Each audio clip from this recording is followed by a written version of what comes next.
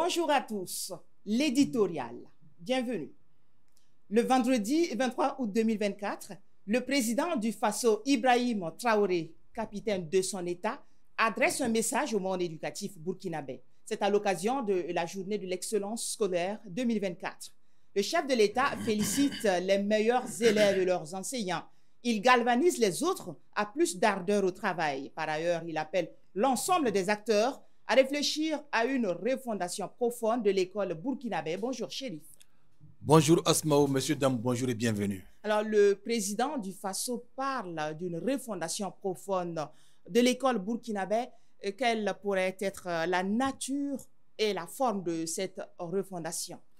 Il faut donc d'abord commencer à définir, donc ce qu'est l'école en tant que telle. Vous le savez, l'école est un établissement qui fait de la formation d'ordre général ou spécialisé. Et le but de l'école, c'est ce qu'on peut appeler donc l'instruction et la socialisation. Voici donc en deux, trois mots ce qu'est l'école dans nos pays.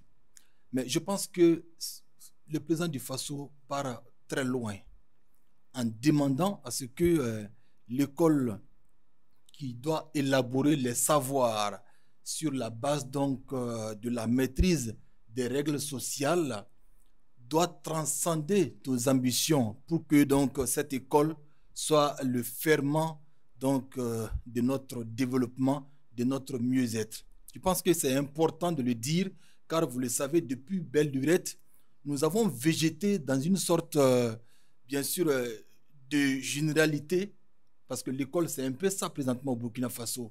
Nous sommes dans la généralité qui ne permet pas donc à l'homme de se développer, à l'homme de s'épanouir, à l'homme d'apporter ce qu'on peut appeler, bien sûr, la plus-value.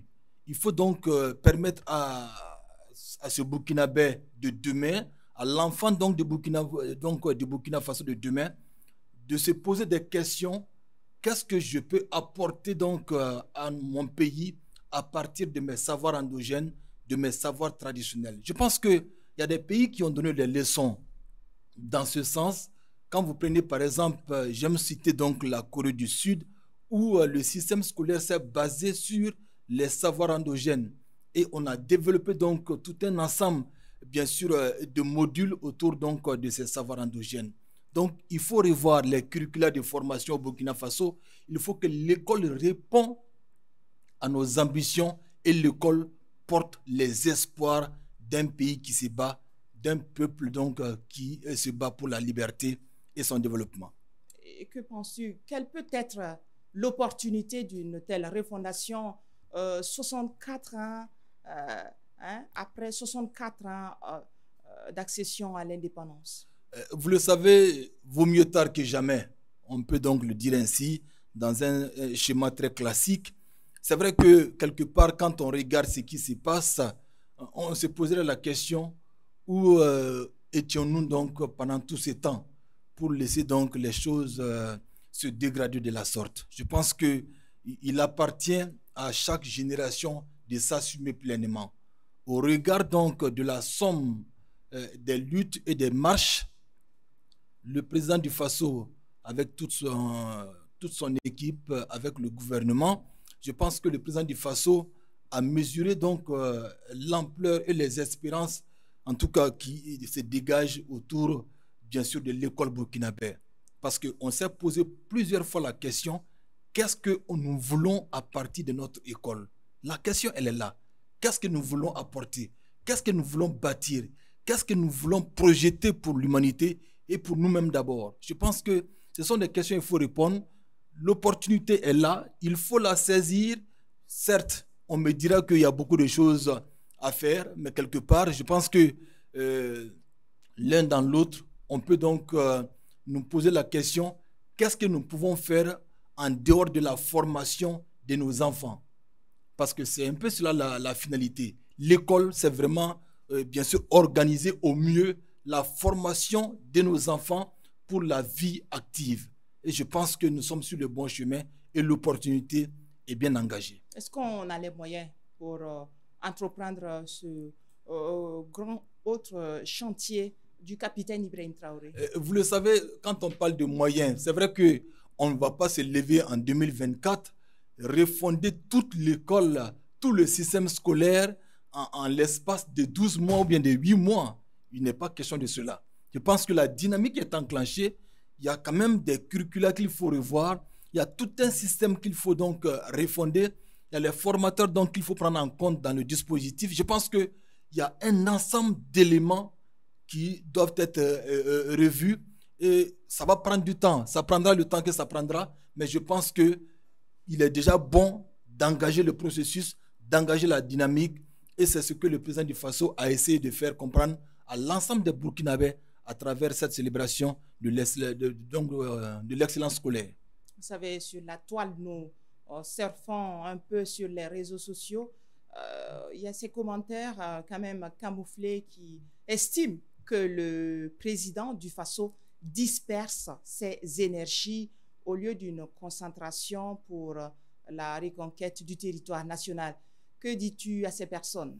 Je pense que c'est des moments, vraiment, ce sont des propos à la limite désobligeants, des gens qui ne sont pas dans la bonne dynamique de la réflexion constructive. Car vous le savez, même les nations qui sont engagées, vous n'allez pas me dire qu'Israël qui est engagé donc dans une guerre contre l'Ukraine, plutôt contre, bien sûr, le Hamas en Palestine, vous n'allez pas me dire que tout s'est arrêté en Israël. Ce n'est pas vrai. Même dans la bande de Gaza, je pense que les gens continuent de vivre. C'est comme si on demandait au président du Faso de fermer les écoles, de fermer les dispensaires, de fermer les services et que tous les Burkinabés se retrouvent sur le front. Je pense qu'il faut vraiment, éviter ce genre de lecture à la limite vraiment qui nous amène, qui nous tire vers le bas. Nous sommes dans un pays, c'est vrai qu'il y a des difficultés sur le plan sécuritaire qui s'organise, qui est au front, qui est à la manœuvre pour la reconquête du territoire. Ça ne nous empêche pas de nous étaler sur des questions de développement, des questions de survie, des questions qui vont peut-être déterminer le futur du Burkina Faso. C'est important, c'est un ensemble. Donc, demander à ce que le président du Faso se concentre, il le fait déjà bien, même si déjà nous avons des difficultés. Certes, dans une guerre, il y a toujours donc des difficultés, mais ce qui est important, c'est déjà l'engagement au plus haut niveau, mais également, c'est ce que donc les Burkinabés, dans leur ensemble, se donnent comme vision dans la projection. Qu'est-ce que nous voulons construire autour de nos enfants, autour de l'homme burkinabé de demain? Je pense que la dynamique est bien enclenchée. Il faut saluer de passage cet engagement. Certes, il y aura des difficultés, mais on ne peut pas ramener donc, bien sûr, la question donc de l'école, la question de la refondation à une question donc de dispersement. C'est vraiment une sorte de myopie qu'il faut guérir rapidement. Merci, Chérif Koulibaly. Merci beaucoup, Asmao. L'éditorial, c'est tout. Merci de nous rester fidèles. Suivez-nous sur YouTube, Facebook et TikTok. Bien à vous.